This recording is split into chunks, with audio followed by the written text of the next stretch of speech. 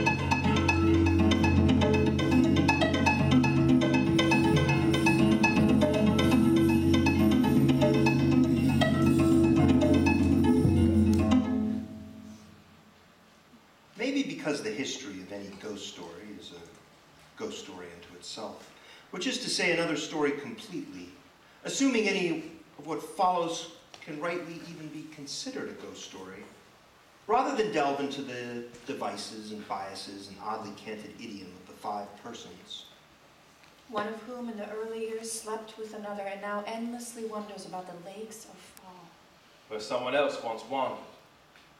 Two of whom still nurture their affection for one another, expressing so in an array of notes and overseas phone calls. A fourth who lost three. And the last of whom, from the prison of a later life, hates them all. Or represent them throughout with characterizing phrases, temporal references, and even more quotation marks hopelessly nested within reiterating nests of still more. To delineate their respective and independently conducted interviews, colored quotation marks are used instead. Or voices. Tonight, only voices. And shadows. Many shadows. Where no voices sound, only the worst should be assumed. An interruption by someone other than one of the before-mentioned persons, the reader or even the author, who additionally, it must be stated, has done nothing more than lend together these gathered and re-related bits so as to here present a pretty peculiar and perhaps altogether alternate history of one October evening in East Texas.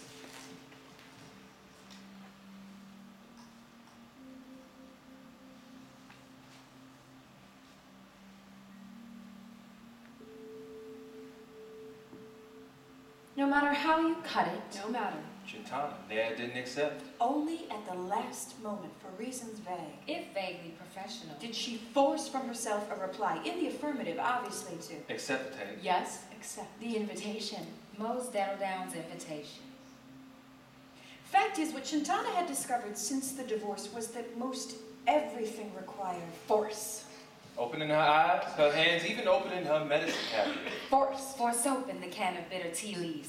Force back the tough tongues of those walking shoes she kept perched By a birdcage. Force even a smirk she hoped could serve, temporarily at least, as a not-so-scored and hard-hunted age. Shimmily.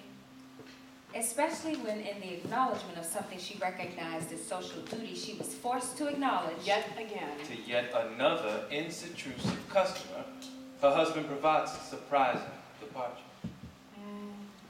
Cravat. Provide. Force back something else, too. Mustn't forget that. The terrible agony she wished day out and night in to lash across the throat of anyone who forced from her all such incessant acts of acknowledging. In the first place. Despite pacific beliefs, only infliction promised her peace. And for sure, As Chintana had found out, What came most effortlessly to her nowadays had already but happened. 5 weeks earlier, when the scissors, doing their happy skew across the Bias of a patent lawyer drapes, dancing silvery sharp through the separating cotton, arrested finally when their metal V wedged deep into her. soft thumb. She lost the nail, but the local hand surgeon had stitched back the flap. Taped on a butterfly for good measure, too. And she had forced herself to thank him, and Somehow, Carry on. she did not then, as she could not now, seem to acknowledge to herself just how easily she could have seen it happen to someone. else's thumb. And so, of course, Chintana had once more reconsidered whether or not She'd make it. To Mose Down's Halloween party. And seems she probably would have taken a miss had it not been for Her twin, Stitchimicated. in Austin. who had sternly counseled. Risk it. So Jintana had risked it, preparing her bitter tea and swallowing hard before leaving behind the thread and machines of her trade. Her unoccupied cage. For the 182 East. Running its stabbing hope through the falling dark. Chintana always found the particulars of most Dettledam's gatherings odd. But what else could one expect from a 112-year-old nutjob, still at ease? And those deteriorating ribs of her East Texas removed, slumped down amidst the hickory. And Mexican wild. Plum. A few times a year, Mose would generously serve up And booze. sweet. To typify the many strangers against the expected strangeness of her minglings, where someone like Chintana, a seamstress, could find herself Deflecting the advances of an inebriated city alderman. Mose, though rarely appeared herself. In fact, running into her at all, most certainly tonight would be like crossing up with a ghost. Though, a ghost would be nice. Crossing up with a ghost, thought Chintana, was about the only thing that would keep her from Cutting her own appearance short. In fact, Jintana had only gotten as far as the coat rack when she thought for the third And last time, about retreat. This being so because the very first person, not the third or even the second, but the very First person. she was forced to smile at was the already smirking Belinda Kite. Belinda.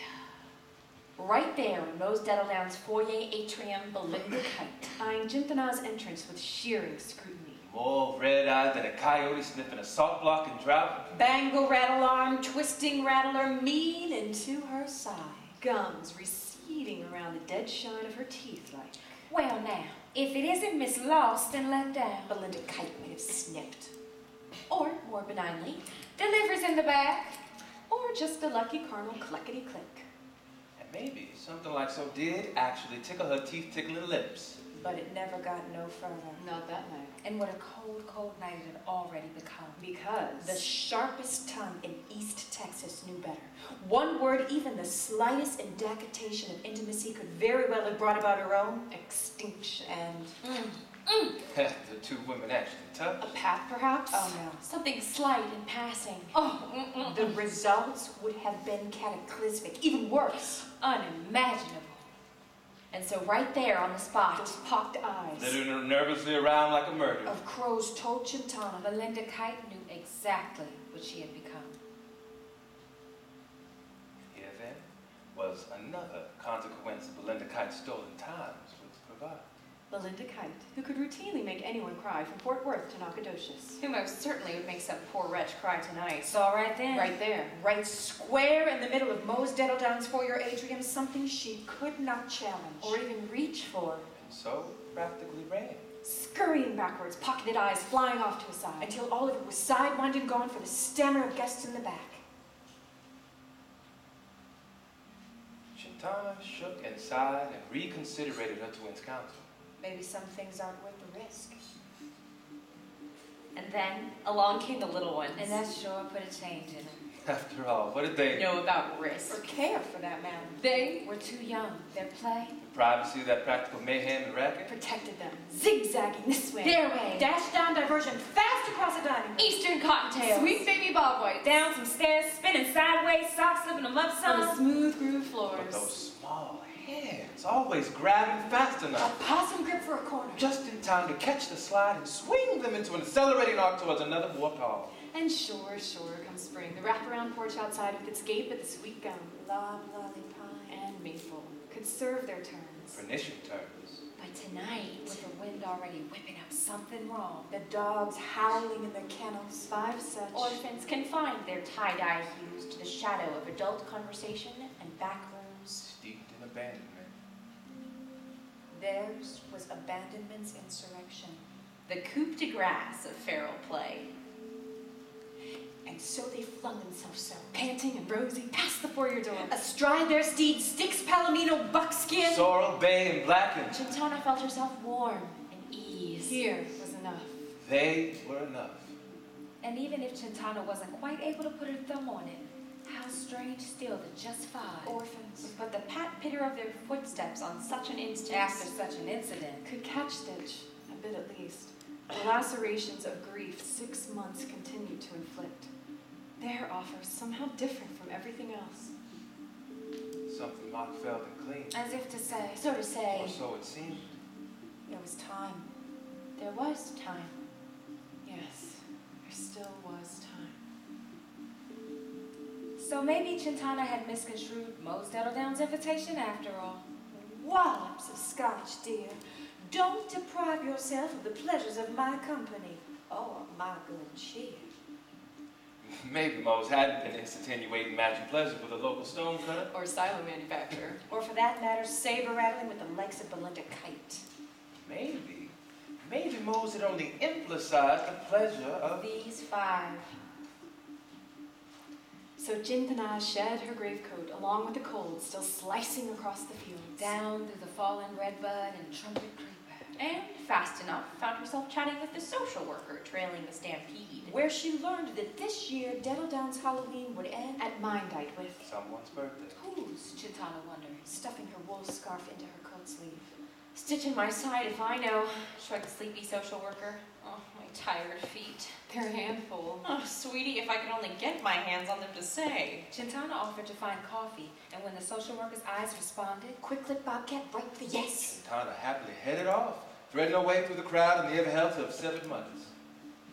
Mightier than and unkindest of all. Of course, I mean the Diane. Ask us! Carrying on the way a lutching Bob Sandlin park ranger and even an I want to cut up a rug with you, gas station owner. Swaying on fumes while wheezing about tax cuts and that damn old police. until she was In time saves To the nine. quick. Nickety nick nick. Real tranche de la vie, her. edging in on the tankards of steaming bean brew and cider, where Chintana overheard from a car dealer And- taxidermist that the birthday in question It was a champagne birthday.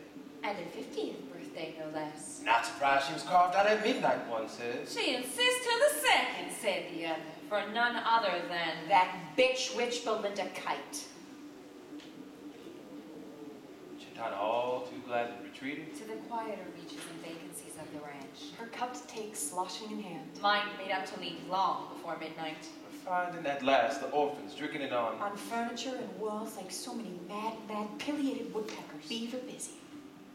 Too many hours, shrieked the social worker. Gratefully accepting Chintana's concoctions. Don't know how much longer I can do this. I have my own kids, too, to keep after, so... But I guess these also are... Worth the extra coffee and sugar, Chintana finished. I imagine they are the sugar.